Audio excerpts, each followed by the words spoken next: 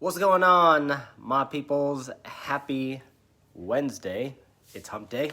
And so yesterday, I asked a lot of you to, let me just lower this. I asked a lot of you to answer a poll. And it talked a lot about the challenges you were facing prior to joining this, or even are still continuing to face. And I wanted to talk about a few solutions to two of the main things that I see as a big issue that challenges people before this, and in normal life. So I wanted to show you one of the reasons why I asked this, because I wanted to see if this data was correct. I have a nutrition certification through a company called Precision Nutrition, and they did a study where they asked a few thousand people, and then they asked, what's your biggest nutritional challenge? And guess which ones were the same ones that you guys were explaining about. Emotional eating is at the top at 63% of the people of this study. And a lack of planning, so 60% and then 53%. So and then it's like they're about a percentage off, which is like craving, snacking when not hungry, which ultimately all comes down to emotional eating and planning. So I wanted to talk to you a little bit about a few solutions that I've seen that work really, really well. Let's start off with emotional eating. So if you've added boredom to the poll, that's emotional eating. If you've added cravings, snacking when you're not hungry, I'd lump all that into emotional eating. So if you looked up emotional eating on Google and started going down the Google rabbit hole, you'd see all of those are lumped into emotional eating. So if you eat when you're not hungry, if you eat till you're full consistently, or you eat till you're beyond full consistently, that's emotional eating, because that's actually not really normal for any other animal in the animal kingdom to like eat more than when they're full. So that means the reasons why you're eating are beyond physical, which is emotional. And then stressful eating. If you eat, you're like at the end of a long day, you ever ask yourself like, oh man, you know what? All I really needed was XYZ to feel better. Then that's a sign of emotional eating. And so here's a few tips and tricks. Number one, first you need to identify, is this an emotional trigger or is this a physical hunger trigger?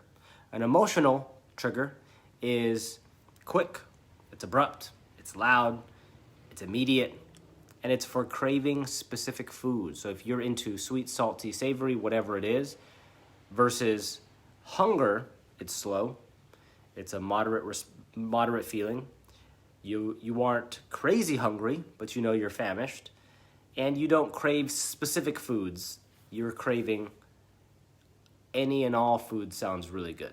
Okay, so first is identifying what is this ping that I'm feeling, right? Really, really sit with it to find out why and what.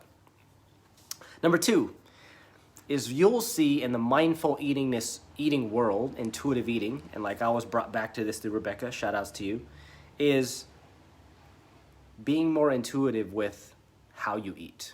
And so a lot of what I promote is very logical, it's very rational, but this doesn't really support and help people when it comes to how you eat, when it comes to your emotions, right? And so I want you to really think about, one, identifying it, two, slowing down. So if you're eating in a rush, that's gonna cause you to eat more. If you're eating distracted, that's going to cause you to eat more. So if you ever eat while you're watching TV, if you eat while you're watching YouTube, if you eat while watching Netflix, or you eat on your social media and posting on Facebook and Instagram and so on and so forth, you're going to eat more than you're accustomed to. So there's a study done, and they took two groups of people. One, they gave them something to do while they're eating, and the other, they didn't. Guess what? The people who were distracted unknowingly ate 20% more calories than the people who were not distracted. Why? Because here's the thing. If you eat while you're distracted and you're busy and you're doing other stuff, like I've known a lot of people who are in offices who eat while they're at work so they can get more work done, you're going to eat more food.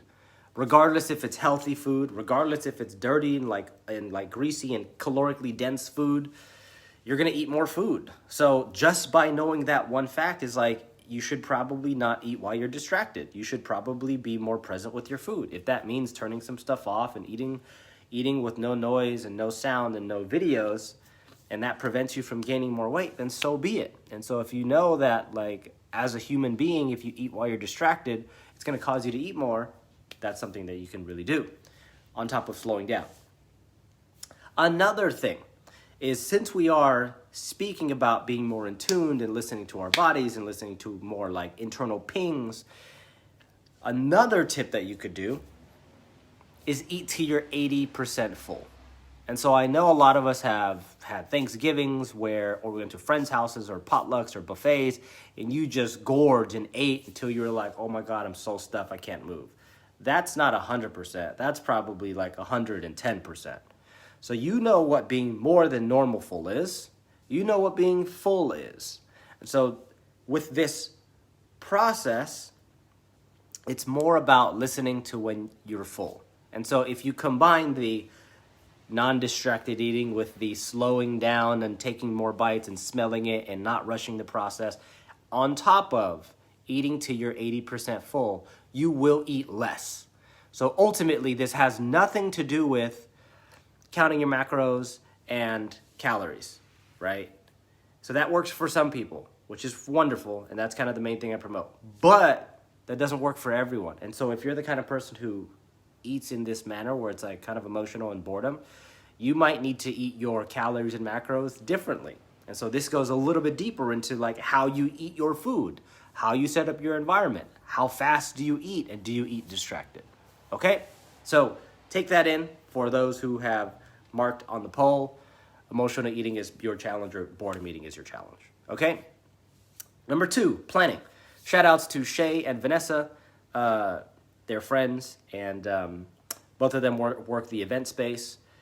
Shay is a makeup artist by trade, and Vanessa is a event artist by trade, and she does wedding planning, which is really cool. So I remember talking to her, and I was just like, imagine, excuse me, imagine every day is like a mini wedding. Do you plan the wedding to the T in the day? And she's like, yeah, like we have multiple meetings leading up to the wedding. It's like weekly, then like, okay, then they set everything up and lighting up all the vendors. And I go, imagine if your day was like a huge, like a wedding. How would you run your day, you know?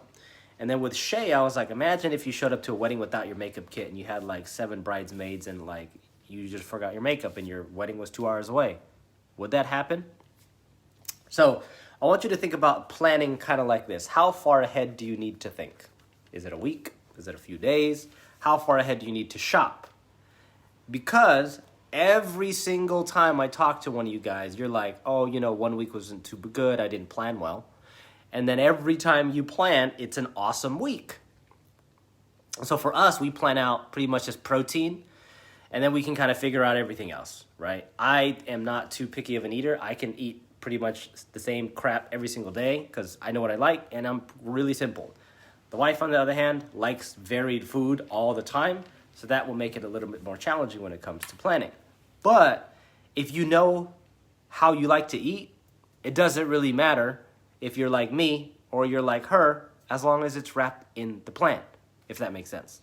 And so I want you to think about literally getting a piece of paper, mapping out your meals, Monday to Monday, 3 meals, a couple shakes, and like getting the portions in. If it's 150 grams of protein in, plan your protein first.